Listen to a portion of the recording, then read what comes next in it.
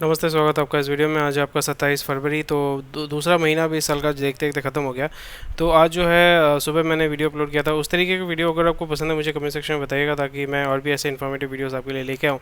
तो चलिए, आज का जो है मूवमेंट है देखते हैं। तो स्कोडा इंडिया ने इन्वोक किया है फोर्स मेजर। फोर्स मेजर का मतलब होता है कि हम जो है जिम्मेदारी नहीं लेंगे। सिंपल भाषा में वही हो जाता है। यानी अगर कुछ हो जाता है, नॉर्मल आपदा आ जाता है, कुछ ऐसा हो जाता है, तो वहाँ पे जो है ये सारी कंपनीज ये बोल सकती हैं कि भाई हमारा इसमें कोई जिम्मेदारी नहीं, हम कुछ नहीं कर सकते। और यहाँ पे जो मतलब होता है ना कि लायबिलिटी, इसलिए आप जब भी कोई टर्म्स एंड कंडीशंस काम करते हैं, टर्म्स एंड कंडीशंस जब भी आप कुछ लिखते हैं, तो वहाँ पे फोर्स मेजर जो है वो आपके टर्म्स एंड कंडीशंस में जो है लिखा हुआ रहता है। तो जोमेटो जो है वो ईटरीज को बोल रहे हैं कि भैया जो खाना बेचते हैं, मतलब बेसिकली जो रेस्टोरेंट है जो इसके साथ कंबाइन करके काम कर रहे हैं, टू रेज कमीशन। तो ये सारी चीज़ें, तो यहाँ पे आपका जो है जोमेटो का हालत थोड़ा सा टाइट था आज। और यहाँ पे चैटबॉट का जो है आपका जो है अच्छा डिमांड आपको देखने को मिला है। Adani in talks for 400 million debt against ऑज, मतलब ऑज मतलब होता है ऑस्ट्रेलिया का कोल जो पोर्ट है उसके एसेट्स के बेसिस पे the company has receive two indicative terms. Term sheet का मतलब होता है कि offer basically from potential lender so far. तो यहाँ पे कितना पैसा वो डाल रहे हैं, कितना रेट दे रहे हैं, यहाँ पे $150 मिलियन जो है मार्केट शेयर्स का गिरा। वो कोई इशू नहीं है इसमें, ये सब सारी चीज़ें चलते रहते हैं। Own 100% of the equity Australian port. और यहाँ पे और एक चीज़ आपको समझना पड़ेगा कि ऑस्ट्रेलिया में जिस जगह पे इन्होंने पोर्ट परचेज़ किया है, माइन परचेज़ किया है, वहाँ पे बहुत ही जो है एक स्पेसिफिक ग्रुप जो है काम कर रही है, जो जहाँ पे वो चोल से चोलबे वाला स्कीम जो है वहाँ पे भी शुरू हो चुका है। So this is how lobbies work. जो बहुत बड़ा जो ऑस्ट्रेलियन एक माइनिंग कंपनी है that is called Rio Tinto. तो रियो टिंटो भी जो है उसका भी हालत बहुत ख़राब है। तो जितने भी सारे माइनिंग कंपनीज है सबका हालत ख़राब है।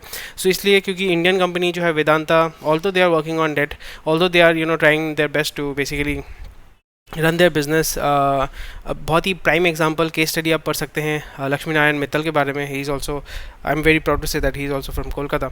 एंड ये सारी चीज़ आपको समझना पड़ेगा। अडानी, अंबानी, लक्ष्मी नारायण मित्तल, ये सारे जो हैं they are just going out and buying a lot of businesses from typically जो गोड़ा लोग, ठीक है। तो गोड़ा लोगों को पसंद नहीं आ रहा है, तो वहाँ पे ये चीज़ें चल रही हैं। एंड अगेन कोई प्रॉब्लम कुछ होगा नहीं। एंड यहाँ पे इसलिए अडानी एंटरप्राइजेस थोड़ा सा हल्का मूवमेंट सुबह जो मैंने स्टॉक के लिए बताया था। सो इसे भी will do whatever it takes to return to inflation to 2% goal. So 2% inflation जो है डेवलप कंट्रीज़ में आप सोच रहे होंगे कि भाई 2%, हमारे यहाँ पे तो 7% 8% होता है इन्फ्लेशन रेट।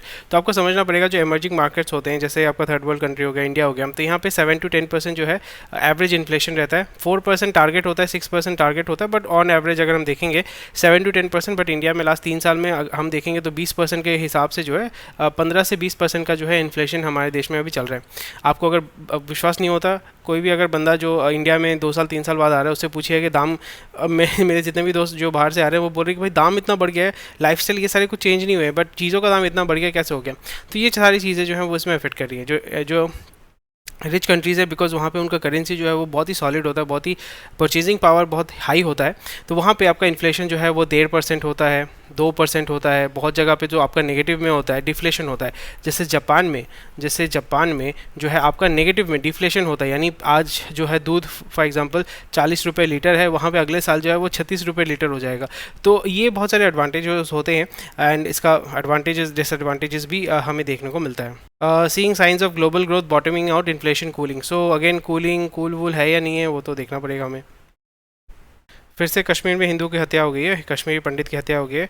तो ये सारे टारगेटेड किलिंग शुरू हो चुके हैं, वो होने वाले हैं, because they are not able to blow up IED blast, ये सब नहीं कर रहे हैं। So it is very essential that, क्योंकि 307 जो था हमारे मतलब कश्मीर में अलग संविधान था, तो वहाँ पे क्योंकि सिचुएशन बहुत ही डिफिकल्ट है, तो उस जगह पे I am pretty much sure that minority को कुछ जो है आपको किसी तरीके का जो है सेफ्टी, सिक्योरिटी एंड आर्म्स ये जो है आपको करना पड़ेगा। एंड ऑल्सो क्योंकि ये चीज़, ये कॉन्सेप्ट ये है कि आप अगर डेमोग्राफी चेंज कर पाते हैं तो उस जगह को आप डोमिनेट कर पाते हैं।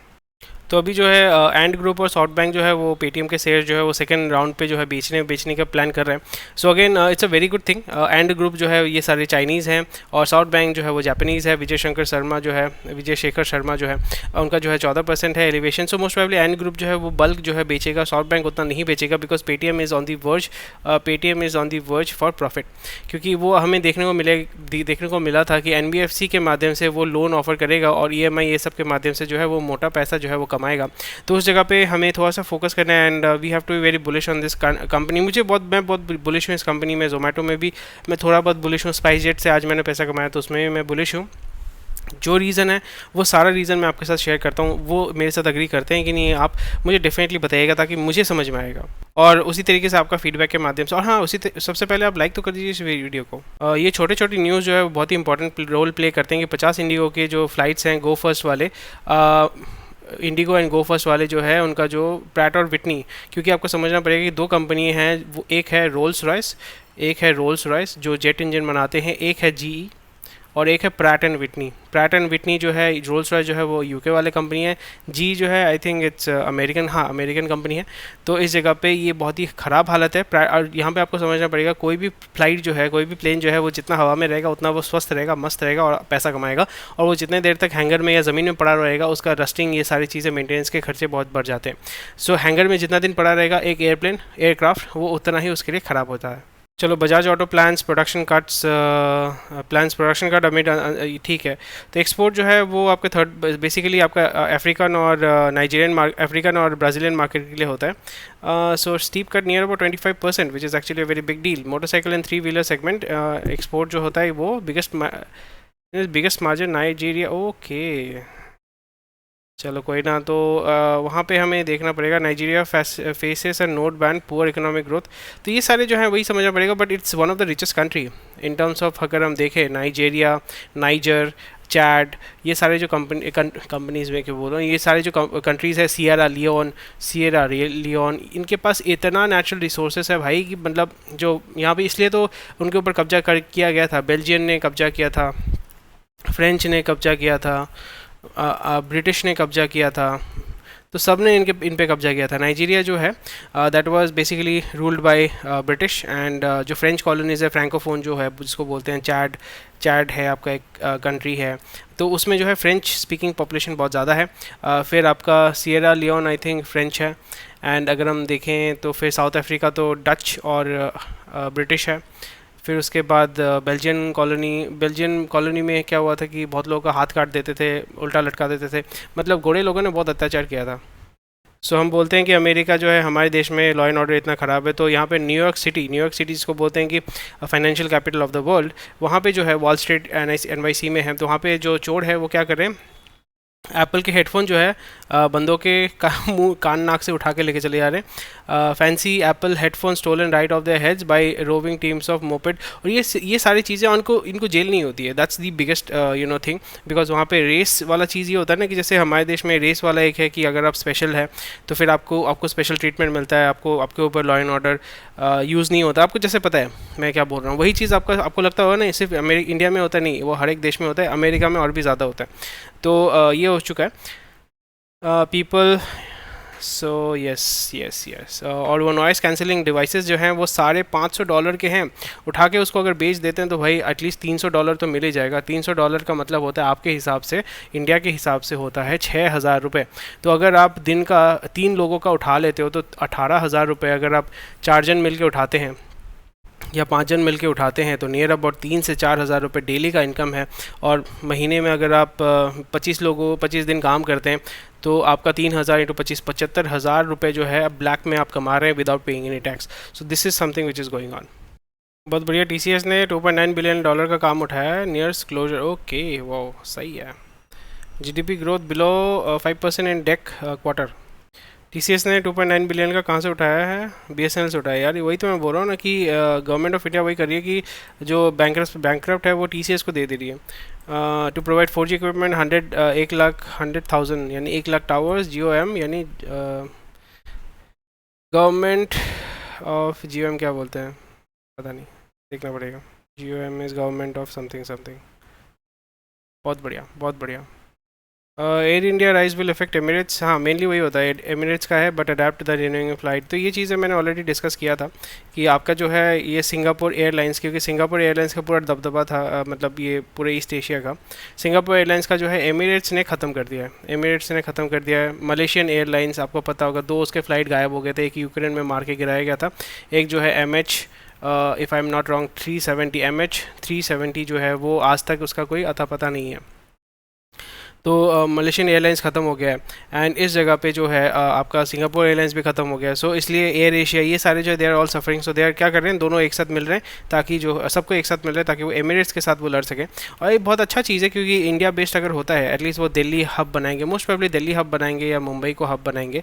तो मुंबई अगर दिल्ली को हब बनाएंगे तो यहाँ पे जैसे दोहा जो आपका सेंटर हो चुका है फॉर अमेरिकन फ़्लाइट्स या यूरोपियन फ़्लाइट, जो आपके दोहा इज़ अ हब, वो कतर एयरवेज़ का हब बन चुका है। दुबई जो है आपका एमिरेट्स का हब बन चुका है। तो अगर हम यहाँ पे हब बना सकते हैं मुंबई दिल्ली को, तो फिर ये बहुत बड़ा एडवांटेज हो जाता है। एक तो है कि डोमेस्टिक पॉपुलेशन डोमेस्टिक इनफ्लो होता है, पैसा आता है और लोकल इकोनॉमी को बूस्ट मिलता है।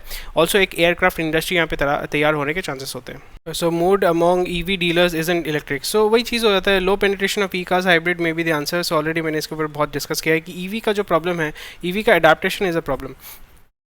ईवी का अडेप्टेशन जो है वो प्रॉब्लम है। Battery cost is extremely high, मतलब अगर बैटरी बैठ गया तो फिर आपको गाड़ी फेंक देना पड़ेगा। फिरिंग इन्वेस्टर ने 2300 करोड़, सिर्फ 2300 करोड़ निकाला है, इसलिए हल्का मूवमेंट आपको देखने को मिला है। 2300 करोड़ ओके, जनवरी में बहुत अच्छा निकाला गिराया था उन लोगों ने। 2300 करोड़ निकाला है ना, तो अगले महीने में आप देखना हल्का से वो निकालना शुरू करेंगे। मार्च के फर्स्ट फेज़ में हल्का निकालेंगे, मार्च एंड तक जो है हल्का ज़्यादा मूवमेंट होना शुरू हो जाएगा। चलो बहुत बढ़िया, यहाँ पे मारपीट होना शुरू हो चुका है, बहुत बढ़िया। निकी मैडम बोल रही हैं कि अगर मैं इलेक्ट हो गई तो चाइना और पाकिस्तान का जो है पैसा काटेंगे। टू बी ऑनेस्ट डोमेस्टिक जो है आपको सुन के बहुत अच्छा लगेगा, अरे पाकिस्तान मुर्दाबादी बोल रहे हैं ना, पर यहाँ पे डोमेस्टिक उनका जो पॉलिटिक्स है वहाँ पे Pakistan does not play even a small role. People don't care about Pakistan, but China, क्योंकि वहाँ पे एक हाइप तैयार किया गया चाइनीज़ वायरस डोनाल्ड ट्रम्प का सीन जो था। So China will be something which is very interesting, but Pakistan domestic उनका जो politics है doesn't play any kind of role there.